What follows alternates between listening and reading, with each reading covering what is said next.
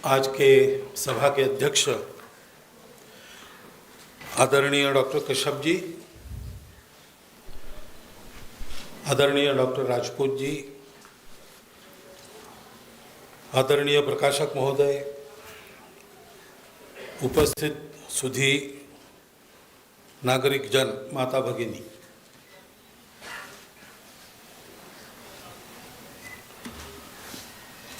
पुस्तक के बारे में बहुत विस्तृत परामर्श कश्यप जी ने आपके सामने रखा है और गांधी जी के विचारों के बारे में भी हमारे देश में शायद ही कोई थोड़ा सोचने वाला, पढ़ने वाला ऐसा होगा जो नहीं जानता। और यहाँ ऐसे भी लोग होंगे जिन्होंने गांधी जी को देखा है। मैं तो उनके जाने के बाद जन्मा हूँ। और डॉक्टर राजपूत जी के भाषण में उसका भी एक सारांशात्मक ऐसा परामर्श आ गया। इसलिए मेरा लाभ ये है कि मैं दोनों के बारे में बोलूँ ही ऐसा नहीं है और न बोलूँ ऐसा भी नहीं। गांधी जी को समझने का यही समय, ये जब शीर्षक मुझे पता चला तो ये यही शब्द एकदम सामने आया, यही समय क्यों।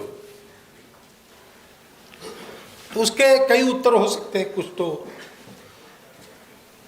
आपने सबके सामने रखे भी है। परिस्थिति ऐसी है कि गांधी जी याद आते हैं।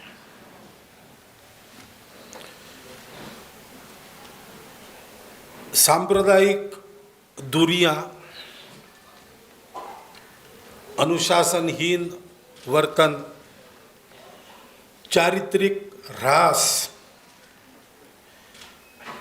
नीतियों का स्व से कोई संबंध नहीं। सभी नीतियों का नहीं कह रहा हूं मैं, और आज की नीतियों का नहीं। पत्रकार बंधु जरा ध्यान दीजिए, मैं कमेंट नहीं कर रहा हूं। कुल मिलाकर दुनिया में जो पर्यावरण से दूरी रखने वाली, सामान्य व्यक्ति का विचार न करने वाली एक प्रचलित पद्धति है, हमारे देश में उससे दूरी बनाकर एक नया रास्ता खोजने का प्रयास चल रहा है। बाहर नहीं है और इसलिए उसी का ज़्यादा मारा हमारे मन पर होता है, तो गांधी जी याद आते हैं। ये एक उत्तर है। दूसरा उत्तर ये है कि हमारे देश में हम विदेशों के जोखड़ से मुक्त हो जाए और अपने भाग्य को स्वयं संवारे, ये प्रयास तो 1857 से चला होगा, लेकिन वो प्रयास जो समाज के कुछ लोगों तक मर्यादित था, इस कुछ में कभी बहुत बड़ा समूह आता है, कभी बहुत छोटा समूह आता है। उस कुछ के दायरे को बड़ा करते करते देश का सामान्य आदमी देश की स्वतंत्रता के लिए घर के बाहर आए, रास्ते पर आए, ये जो वातावरण बनाया है, उसके मूल में गांधी जी थे। और दूसरी बात है कि गांधी जी ने केवल स्वतंत्रता आंदोलन चलाया ऐसी बात नहीं है। देश के भाग्य परिवर्तन के लिए जो दिग्दर्शन चाहिए, वो दिग्दर्शन बहुत व्यापक रूप से उनके विचारों से हुआ है। इन्हें लगभग अपने सारे क्रियाकलापों का भारत में प्रारंभ ही उन्होंने हिंद स्वराज को लिखकर किया। और हिंद स्वराज आप देखते हो और मूल प्रति देखते हैं तो कहा तो ऐसा जाता था कि पहले अंग्रेजों को भगाओ, बाद में देखेंगे सारी बातें।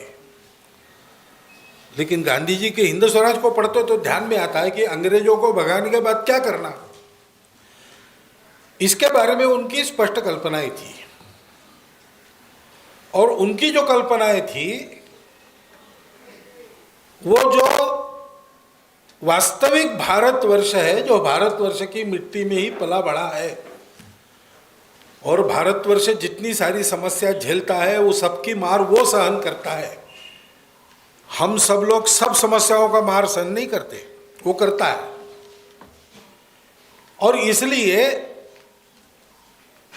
क्या हमारी अवस्था है और क्या हमारी आकांक्षा है, इन दोनों का भान जिसको है शायद वो शब्दों में बोल नहीं सकता।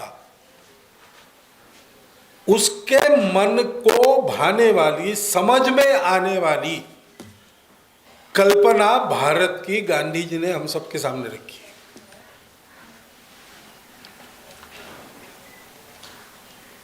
और इसलिए आज भी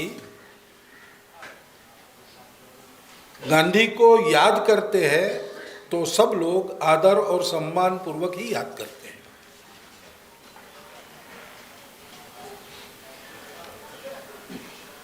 और इसलिए गांधी जी को याद करने का यही समय है, क्योंकि अब हम स्वतंत्र हो गए हैं, ये समस्याएं गई नहीं है, हमको आगे जाना है। तो रास्ता क्या है? रास्ता यही है।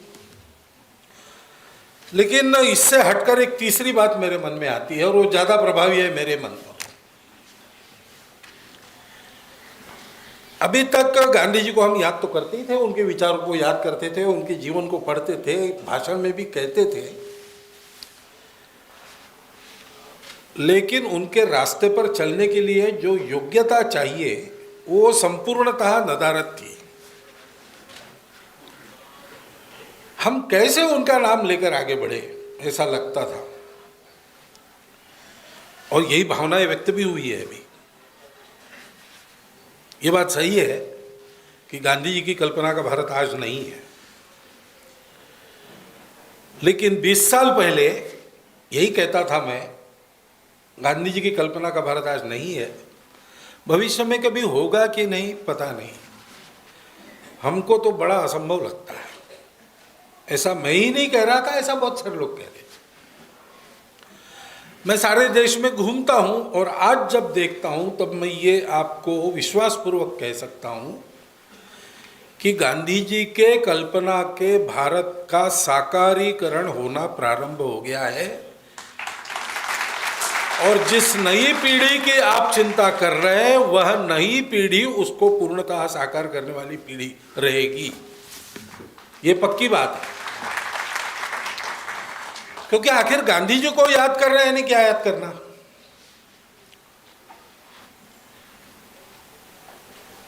तो गांधी जी के विचार है और गांधी जी की प्रत्यक्ष कृतियां हैं,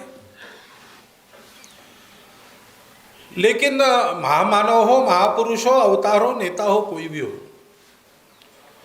उनको जो बोलना और करना होता है वो उस समय के देशकाल परिस्थिति के संदर्भ में करना होता है। उसको अक्षरशः अगर हम लें और वैसा करने जाएं तो शायद वो प्रासंगिक नहीं रहेगा। कुछ वर्षों पूर्व शिवाजी महाराज के राज्याभिषेक की 3 शताब्दी हम लोगों ने मनाई, तो महाराष्ट्र प्रांत के लोगों ने एक कार्यक्रम लिया कि भाई शिवाजी महाराज का संदेश घर घर पहुंचाएंगे। तो शिवाजी महाराज का संदेश पहुंचाना है यानी शिवाजी महाराज जैसा बनना, यही संदेश था। तो एक कार्यकर्ता ने सोचा वैसा बनकर ही हम पहुंचाएंगे संदेश। तो बनकर यानी क्या, तो उन्होंने वैसा ही ड्रेस पहना, दाढ़ी भी बढ़ा ली उसके लिए, वही टोपी, तलवार वगैरह लेकर घोड़े पर बैठकर, उसके पास एक तहसील थी, तहसील के सभी गांवों में 7 दिन में जाकर वो आया। आने के बाद घर में भार जब घोड़े पर प्रवास किया पहाड़ी ब्लॉक, उसमें तो उत्सुकता से गांव वाले भी आए थे। तो आके खड़ा हो गया, पंचारती लेके पत्नी खड़ी है घर के दरवाजे में और ये आ ही नहीं रहा है। तो पत्नी ने कहा उतरिए, आइए ना। तो उसने कहा उतारिए फिर मैं आता हूँ।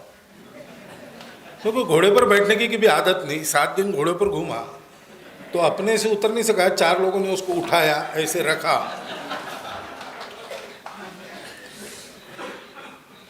तो गांधी जी को याद करना यानी गांधी जी ने क्या किया, क्या बोला, वो भी प्रासंगिक रहता ही है, उससे भी बहुत मार्गदर्शन मिलता है। वो सर्वथा नहीं ऐसा नहीं, लेकिन उसको ये देख के लेना पड़ता है देशकाल परिस्थिति। और गांधी जी ने जो किया और बोला उसके बारे में उनके समय में भी अनेक लोगों के अनेक मत थे। अब उसमें भी हम जाएंगे तो भ्रम में ही पड़ेंगे, और कृति और विचारों पर जाएंगे उसकी समीक्षा करना है तो उसमें जाना पड़ता है, इसलिए हम भ्रमित होते हैं। इन सबका मूल है गांधी जी क्या थे। क्योंकि उस समय की उनको मिली हुई परिस्थिति, उनको मिला हुआ समाज, उनको मिला हुआ टास्क भाग्य से, उसमें उन्होंने जो सोचा, किन बातों के आधार पर सोचा, वो बातें हम में है कि नहीं। आज की परिस्थिति में से हमको मार्ग निकालना है तो हम वो कार्बन कॉपी तो नहीं कर सकते, करनी भी नहीं चाहिए। गांधी जी होते तो गांधी जी भी रोक देते हमको कार्बन कॉपी करने से। लेकिन गांधी जी ने जिस गुण संपदा के आधार पर सारी बातों को देखा, जिस दृष्टि के आधार पर सारा विचार किया, वो वास्तव में समझने की और अपने सारे मन वचन कर्म में रचाने पचाने की बात है। इस रूप से गांधी जी का जब विचार करते हैं तो मुझे तो लगता है कि आज के इस उदीयमान युग में भौतिकता में जो दुनिया और भ्रमित होकर गोते खा रही थी, उसके और भौतिक जीवन में क्या उसने करना चाहिए ताकि इस चक्रव्यूह से बाहर निकलकर वो एक प्रगत दुनिया बन सकती है, इसके बारे में भारत क्या कहेगा, भारत की दृष्टि क्या कहेगी, भारत का आदमी कैसा होगा, इसका एक साकार स्वरूप महात्मा जी थे। इसलिए वो महात्मा जी थे, वो स्वयं भारत की आवाज थे उस युग में। स्वामी विवेकानंद ने ये कहा है कि भौतिक क्षेत्र में आध्यात्मिकता के आधार पर व्यवहार के प्रयोग गांधी जी कर रहे हैं। तब गांधी जी भारत में शायद आए नहीं थे, लेकिन उनके प्रयोग तो प्रसिद्ध हो रहे थे।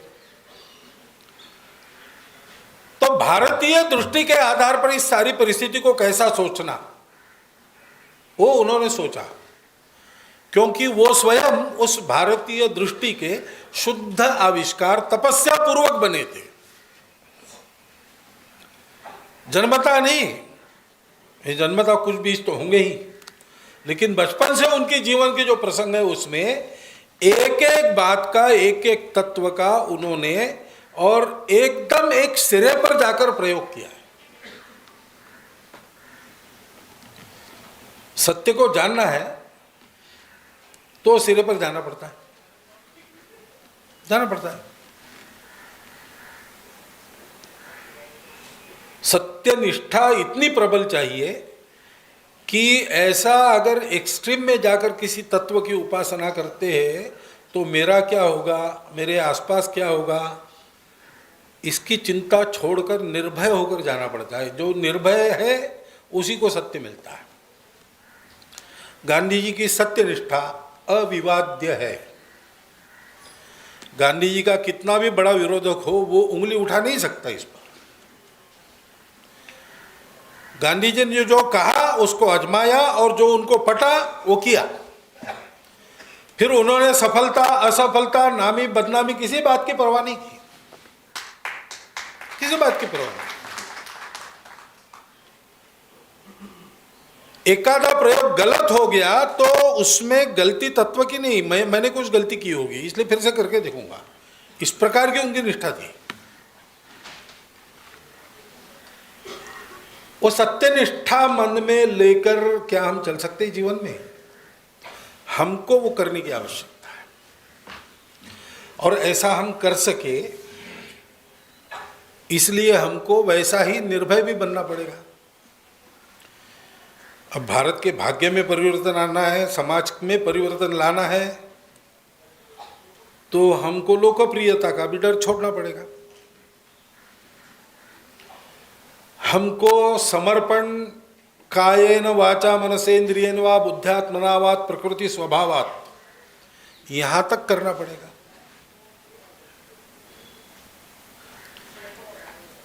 उस सत्य के अनुसंधान के अनुशासन में अपने जीवन को एक कठोर अनुशासन में बांध के चलाना पड़ेगा, जैसा गांधी जी ने चलाया। क्या हमारी तैयारी है?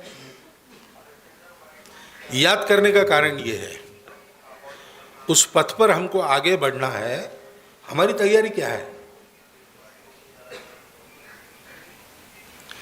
और ये सत्यनिष्ठा और ये जो गांधी जी की निर्भयता थी, वो असंवेदनशील बिल्कुल नहीं थी। गांधी जी के मन में सबके प्रति एक आत्मीयता की संवेदना और पीड़ितों के प्रति अपार करुणा की भावना थी। गांधी जी की सेवा, गांधी जी ने तरह तरह के सेवा के जो कार्यक्रम किए, वो प्रोग्राम नहीं थे, वो उनकी साधना थी, वो उनका जीवन था। वैष्णव जन तो तेने कहिए जो पीर पराई जाने रे, पर दुखे उपकार करे, पर मन अभिमान न आने रे। जो पूरा भजन है उसको अपने जीवन में पूर्णता से जीने का उनका सतत प्रयास रहा और सफल प्रयास रहा। इसलिए तो आईसीएस बनकर आए, बड़े घर के उत्तमोत्तम कपड़े पहनने वाले ऐसे लोगों के जीवन में परिवर्तन लाकर, खादी पहनाकर वो उनको स्वराज्य की लड़ाई की पहली पंक्ति में खड़ा कर सके। ये कोई तर्क से कन्विक्शन होता है तब नहीं होता है, इसको अपने हृदय के प्रकाश से दूसरों के हृदयों को प्रकाशित करना पड़ता है। जिसके हृदय में प्रकाश है और जिसके हृदय में आत्मीयता है, वही ये कर सकता है। गांधी जी की यह संवेदना थी पूरे देश के बारे में। अफ्रीका में उन्होंने वहां के काले लोगों की पीड़ा देखी, वहां के भारतीयों की पीड़ा देखी। अच्छे खासे बैरिस्टर बनकर आए थे, पैसा कमाते, ऐसा नहीं किया उन्होंने, जीवन लगा दिया उसमें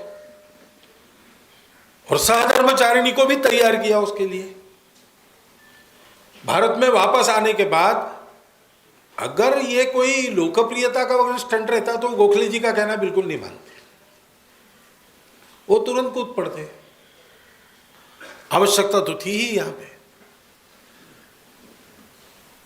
तिलक जी को आभास हो चुका था कि अपने बात ही नेतृत्व करने वाला कौन व्यक्तित्व होगा,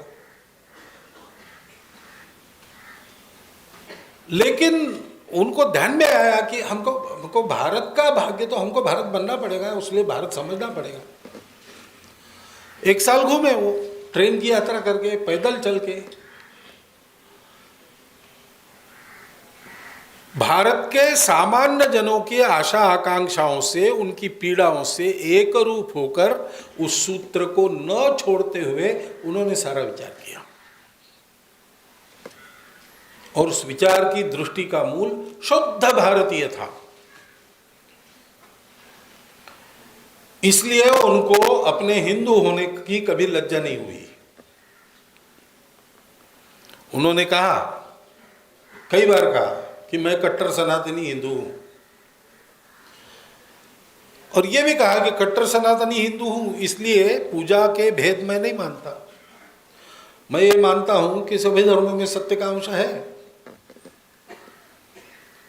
और इसलिए अपनी श्रद्धा पर पक्के रहो, दूसरों को श्रद्धाओं का सम्मान करो और मिलजुल कर रहो। क्योंकि आखिर सभी धर्मों का अंतिमतः संदेश तो वही है ना, सत्य अहिंसा अस्तेय अपरिग्रह ब्रह्मचर्य।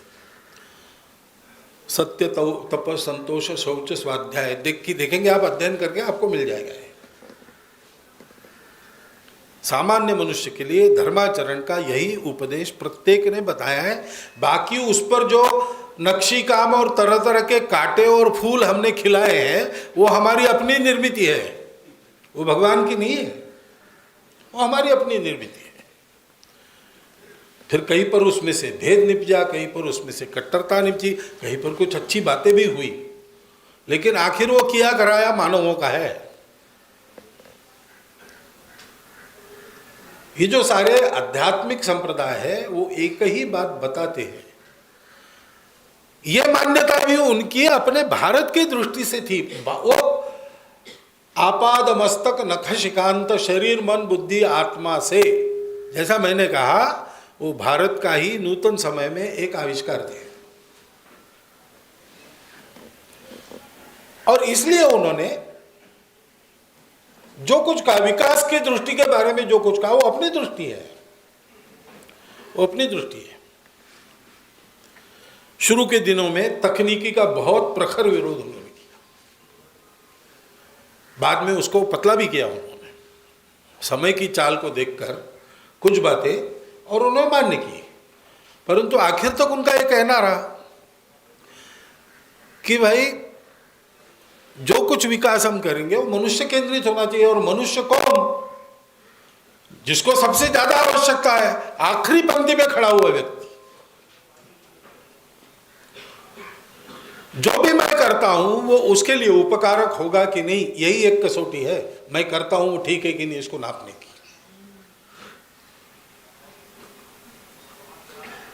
और इन बातों के लिए उन्होंने अपना पूरा जीवन लगा दिया, जीवन भर अत्यंत प्रामाणिकता से प्रयास किए। जैसा मैंने कहा, लोकप्रियता वगैरह की परवाह बिल्कुल नहीं की, सफलता असफलता को भी नहीं माना। जैसे स्वामी विवेकानंद कहते थे वेदांत के बारे में कि हमारी श्रद्धा है ब्रह्म सत्य जगन मिथ्या। वो कहते हैं कि ये अगर सत्य है तो इस दुनिया में फंसने में क्या फायदा है, और ये अगर मिथ्या है, ये गलत है, ब्रह्म सत्य नहीं है, ये दिखने वाली नाना प्रकार की दुनिया ही सत्य है, तो फिर इस दुनिया में पड़े रहने में क्या पड़ा है, क्योंकि इसका तो कोई ठिकाना नहीं है, इसकी अनिश्चितता है, तो इस दुनिया में क्या राम है। अगर यही सत्य है तो बेकार है ये दुनिया, और अगर वो सत्य है तो भी ये बेकार है दुनिया। गांधी जी भी ऐसे ही कहते थे कि ये सत्य अहिंसा, इसके आधार पर धर्माचरण, इसके आधार पर विकास की सभी बातों का विचार, सामान्य से सामान्य अंतिम व्यक्ति का हित, यही विकास की कसौटी। ये उनके अपने हृदयाकाश में स्वीकृत किए हुए, साक्षात किए हुए सत्य थे। उनके प्रयोग उन्होंने किए, और एकाधा प्रयोग इधर उधर गड़बड़ हो गया तो उन्होंने सोचा कि मेरे हृदय का सत्य गलत नहीं है, मेरा तरीका गलत हो गया। कई बार उन्होंने ऐसे प्रायश्चित्त भी किए उसकी।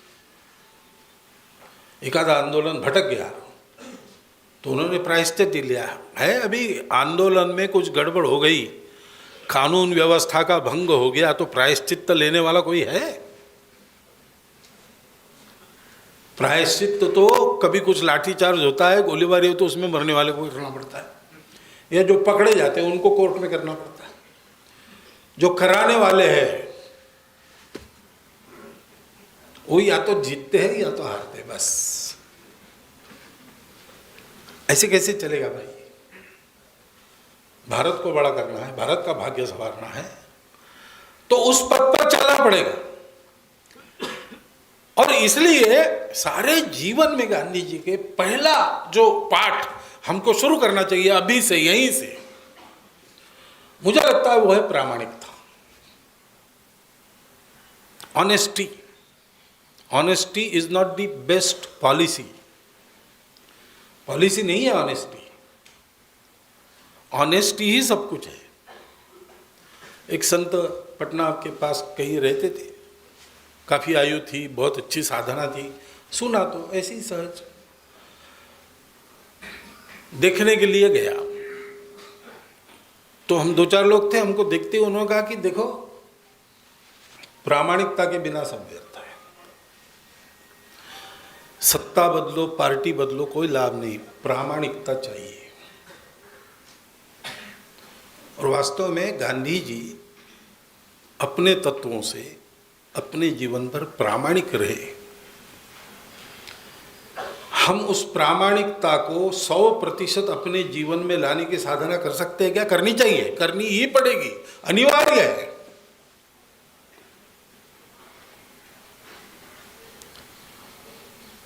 (1920 या 22 की घटना है। गांधी जी को पकड़ा गया था, येरोड़ा जेल में रखा गया था। तो कांग्रेस ने तय किया उस समय कि गांधी जी को जिस दिन पकड़ा गया, प्रतिमास उस दिन एकत्र आकर गांधी जी के विचारों का, जीवन का स्मरण करेंगे। तो पहला ऐसा स्मरण का दिन जो था नागपुर में, शायद मार्च की तारीख थी 22। अब उनको दूसरे कोई मिले नहीं, तो जिनको तिलक महाराज के पक्ष का गरम दल का नेता कार्यकर्ता माना जाता था, डॉक्टर हेडगेवार, उन्होंने बुलाया उन्होंने। तो डॉक्टर साहब ने जो भाषण किया उसमें उन्होंने बात कही कि केवल गांधी जी का स्मरण करके क्या होगा, गांधी जी के जीवन का अनुसरण करना चाहिए। अपने जीवन में सत्य का जैसा पक्का अनुसंधान उन्होंने रखा है और कठोरता पूर्वक उसके अनुसार अपने जीवन को ढाला है, और ऐसा ढालते समय जो जो त्याग करना पड़ा उन्होंने एक क्षण में कर दिया, और अत्यंत प्रामाणिकता पूर्वक स्वयं चल रहे और अपने साथ लोगों को चलाने का प्रयास कर रहे हैं।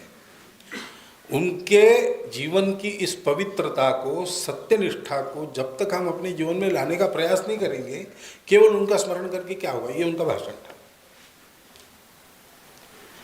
हमको ये करना पड़ेगा।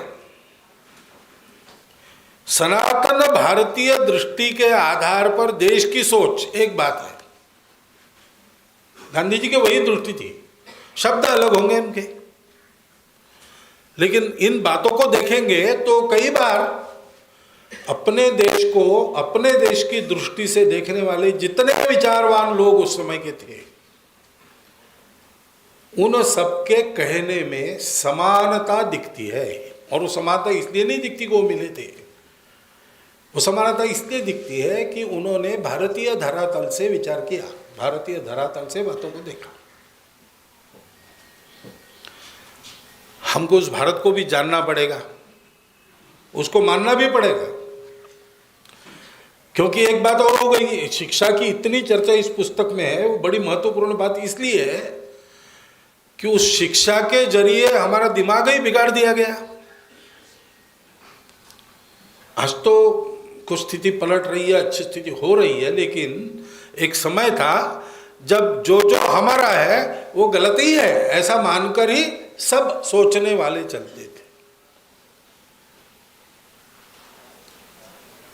विदर्भ में एक नायडेप काका हो गए, नारायण देवराव पांडरी पांडे उनके नाम के, अंग्रेजी अध्यक्षर लेकर नायडेप, उन्होंने एक जैविक खाद बनाया, उसका नाम भी नायडेप खाद ऐसा रख दिया। हर किसान अपने घर में कर सकता है, बड़े पैमाने पर कारखाने वाले, सरकारें उसको कर सकती है, और फर्टिलाइज़र का सारा खर्चा बच सकता है, उससे काम हो सकता है। उन्होंने प्रयोग किए, डॉक्यूमेंटेशन किया, वो अप्रूव हुआ, सारे रिजल्ट्स ठीक निकले। ऐसा सब होने के बाद उस स्कीम को लेकर वो यहाँ पर आए थे। ये 50 साल पहले की घटना होगी। उन्होंने बताया, उन्होंने कहा मैं वहाँ गया